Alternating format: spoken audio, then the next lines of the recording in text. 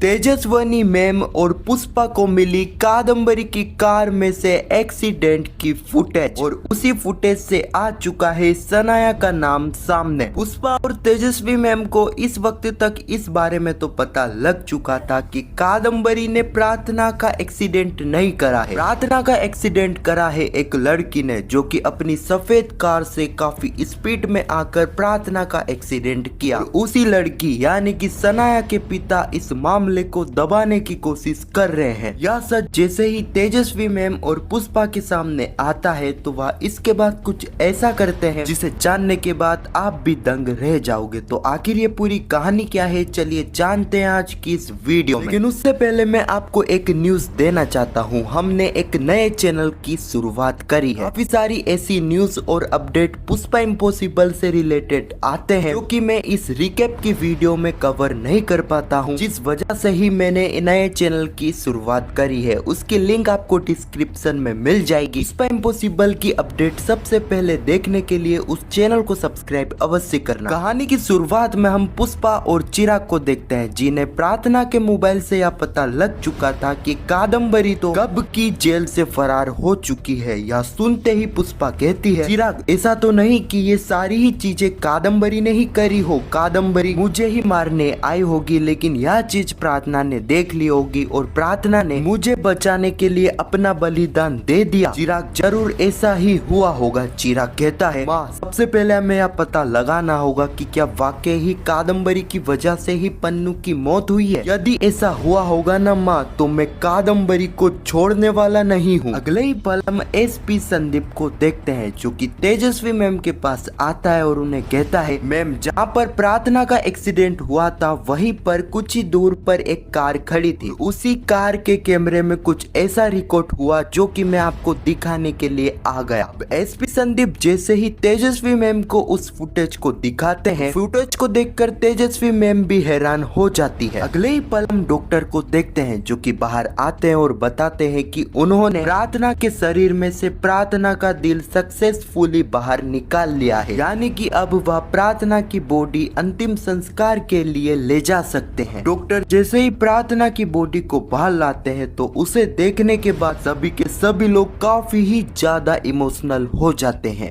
क्योंकि इस वक्त तक रात काफी ज्यादा हो चुकी थी और सूर्य अस्त भी हो चुका था। ऐसे में तो प्रार्थना का अंतिम संस्कार कल ही होगा। बापुद्रा, सुशीला, दिलीप जो कि प्रार्थना की बॉडी को घर लेकर चले जाते हैं। अगले ही सीन में हम चिराग और पुष्पा को देखते हैं, जो कि तेजस्वी मैम से मिलने के लिए उनके ऑफिस आ चुके थे। पुष्पा कहती है, मैम मुझे आपसे एक सवाल पूछना था। प्रार्थना के फोन से हमें यह पता चला है कि कादम्बरी जेल से फरार हो चुकी है, तो क्या ये सही में सही है? तेजस्वी मैम कहती है, हाँ पुष्पा जी यह बात सही है, कादम्बरी जेल से फरार है। चिराग कहता है कि तो फिर कादम्बरी ने ही पन्नू को मारा होगा, आप कादम्बरी को पकड़ क्यों नहीं लेते? उसी वक्त हम देखते हैं तेजस्वी मैम, जो कि पुष्पा और चिराग को एक सीसीटीवी फुटेज दिखाती है, जिस फुटेज में कादम्बरी और कादम्बरी की कार दिख रही थी। चिराग कहता है, फुटेज देखकर तो यह साफ साफ दिख रहा है कि कादम्बरी ने ही पन्नू का एक्सीडेंट करा होगा। तेजस्वी मैम कहती है, चिराग ऐसा नहीं हुआ है, कादम्बरी की जो कार थी वहीं पर खड़ी थी। कुछ देर बाद तो कादम्बरी की कार ने वहीं से यू टर्न ले लिया था, जिससे एक बात तो क्लियर हो जाती है कि कादम्बरी की कार से तो प्रार्थना का एक्सीडेंट नहीं हुआ है। अगले ही पल हम डॉक्टर को देखते हैं, जिन्होंने प्रार्थना का दिल तितली के शरीर में तो डाल दिया था, लेकिन तितली का शरीर प्रार्थना के दिल को पंप कर ही नहीं रहा था। देखकर डॉक्टर काफी घबराते हैं। डॉक्टर यह बात दीप्ति और अश्विन को भी बता देते हैं। तो अगले ही पल हम देखते हैं यहाँ पर तितली को सपना आता है या फिर कुछ और होता है। यहाँ पर प्रार्थना खुद तितली के पास आती है और उसे कहती है कि वह उसके दिल को अपसेट कर ले। अगर तितली तू ऐसा कर लेती है तो मैं हमेशा तेरे साथ ही रहूंगी। कुछ देर बाद हम देखते हैं तितली का शरीर प्रार्थना के दिल को पंप करना स्टार्ट कर देता है, यानी कि तितली का हार्ट ट्रांसफर सक्सेसफुली हो चुका था। यह खबर डॉक्टर दीप्ति और अश्विन को भी देते हैं, जो कि यह खबर सुनकर काफी खुश भी होते हैं। अगले ही पल हम बापुद्रा चोल का सीन देखते हैं जहाँ पर प्रार्थना के अंतिम संस्कार की प्रक्रिया स्टार्ट हो चुकी थी। अभी हम दिलीप को देखते हैं, दिलीप जो कि सीधे ही कॉल करता है मास्टर जी को। इतने सुबह दिलीप का कॉल आया था तो कहीं ना कहीं यहाँ पर मास्टर जी को डाउट भी हुआ था। दिलीप यहाँ पर सारी ही बातें मास्टर जी को बताता है और कहता है मास्टर जी आपको यह बात राशि को बतानी है, राशि आना चाहेगी तो हम राशि का वेट करेंगे। अगले ही पल मास्टर जी जो कि राशि के पास जाते हैं और राशि को उठाकर राशि के हाथ में फोन दे देते हैं। कहीं ना कहीं राशि समझ चुकी थी कुछ गड़बड़ हुई है क्योंकि इतनी सुबह पापा ने कॉल किया। राशि जैसे ही दिलीप से बात करती है, अब दिलीप सारी ही बातें राशि को बताता है। सुनने के बाद मानो राशि के आंखों के सामने अंधेरा छा जाता है। राशि को यह यकीन हो ही नहीं रहा था कि उसकी भाभी यानी कि प्रार्थना उसे छोड़कर चली गई है। अगले ही पल पुष्पा को देखते हैं जो कि तेजस्वी मैम को कहती है मैम हमने यह बात तो मान ली कि कादम्बरी की कार से प्रार्थना का एक्सीडेंट नहीं हुआ है, लेकिन ऐसा भी तो हो सकता है कि कादम्बरी ने दूसरे से यह एक्सीडेंट करवाया होगा। तेजस्वी मैम कहती है पुष्पा जी आपकी बात तो सही है लेकिन हमारे पास कुछ ठोस सबूत नहीं है जिससे हम यह आरोप कादम्बरी के ऊपर नहीं लगा सकते हैं। खैर उसी वक्त चिराग को कॉल आता है कि प्रार्थना को अंतिम संस्कार के लिए ले जाया जा रहा है। सुनते ही चिराग और पुष्पा तुरंत वहां से निकल आते हैं। अगले ही पल हम बापुद्रा चोल का सीन देखते हैं जहाँ पर सारी चीजें हो चुकी थी, अब बस प्रार्थना को अंतिम संस्कार के लिए ले जाना था। इस वक्त तक यहाँ पर दिलीप को इंतजार था राशि और मास्टर जी का। अभी दिलीप के पास मास्टर जी का कॉल आता है। मास्टर जी दिलीप को बताते हैं दिलीप ट्रेन का एक्सीडेंट हो चुका था जिस वजह से सारी ही ट्रेन कैंसिल हो चुकी है। ट्रेन से जल्दी तो नहीं आ पाएंगे लेकिन अगर हम चाहें तो कार से आ सकते हैं, लेकिन उसमें टाइम काफी ज्यादा लग जाएगा। दिलीप मास्टर जी और राशि को आने से ही मना कर देता है क्योंकि टाइम इस वक्त तक काफी ज्यादा हो चुका था। अगले ही पल हम देखते हैं सभी लोग जो कि काफी ही ज्यादा इमोशनल हो चुके थे। चिराग जो